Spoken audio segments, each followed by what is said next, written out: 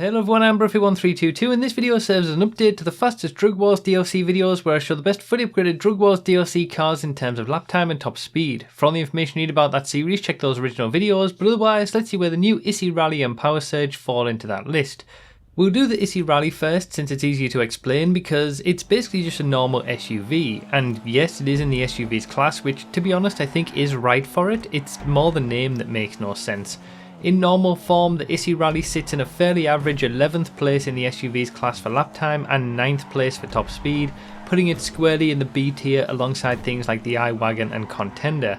It has a downforce value of 1.2, which is worse than actually just having a normal spoiler behaviour giving extra grip, so it does struggle for traction. It also has bad brakes, and despite its name, it has an off-road traction loss value of 0.95, which is so close to the standard value of 1 that most cars have that it's no better off-road than anything else. It's actually worse off-road than most other cars in the SUVs class. For example, the Ballers have an off-road traction loss of 0.2, and there's only 2 cars in the class that have a worse value than the 0.95 that the Issi Rally has.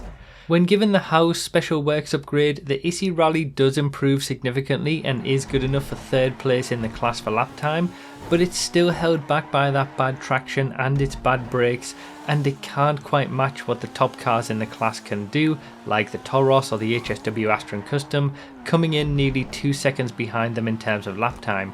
The HSW version of the car does have a bloody good top speed though, and good enough to become the quickest SUV in the game in terms of top speed, beating the HSW Aston Custom by 2 miles per hour.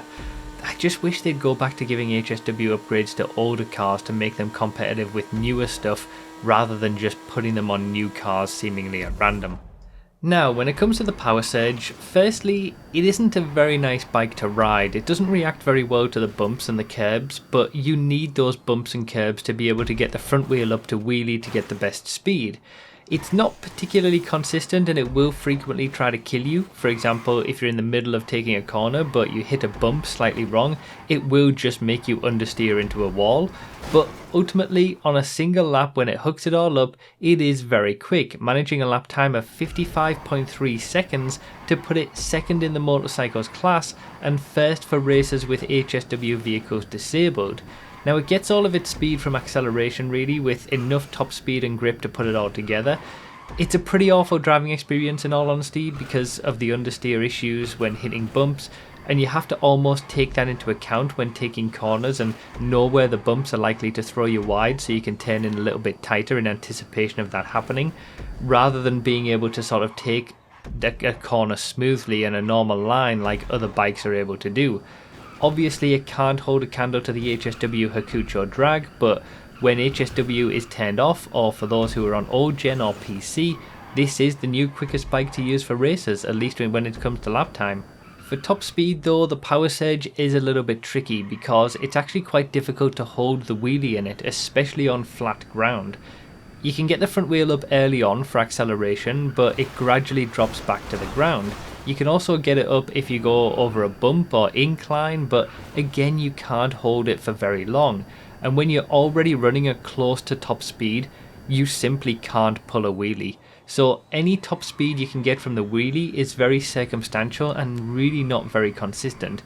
It maxes out at about 145 mph in perfect wheelie conditions, but for the proper test its official top speed is 130 mph to put it 7th in the motorcycles class.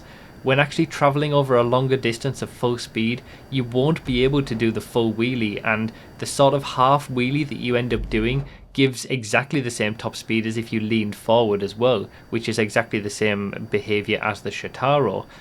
Obviously both top speed values that the Powersurge can have pale in comparison to the nearly 160 mph ability of the HSW Hakucho drag when leaning forward, or the 163 mph ability of the Reaver if you can hold a wheelie with it, which is much easier in that bike than it is for the Powersurge.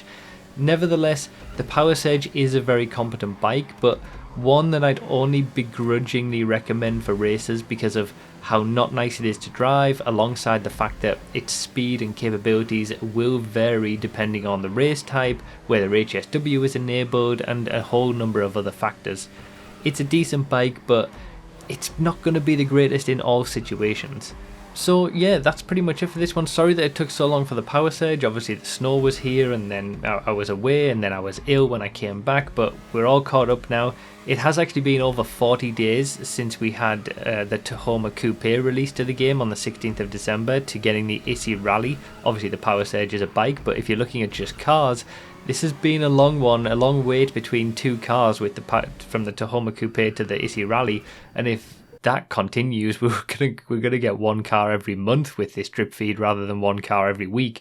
So yeah, it's a long drip feed, this one, and I guess it's to be expected. It is sort of getting worse, but you know, whenever a new car releases, I will be here to test it, and you can check out obviously the drip feed video to know which cars we've still got to come. But yeah, for this one, that's pretty much it. Consider supporting on Patreon or become a YouTube member if you want testing results early. Remember to read the description for more info, comment with your thoughts, like the video if you enjoyed or found it helpful, and subscribe for more. Thank you all so much for watching. I really do appreciate it, and I'll see you next time.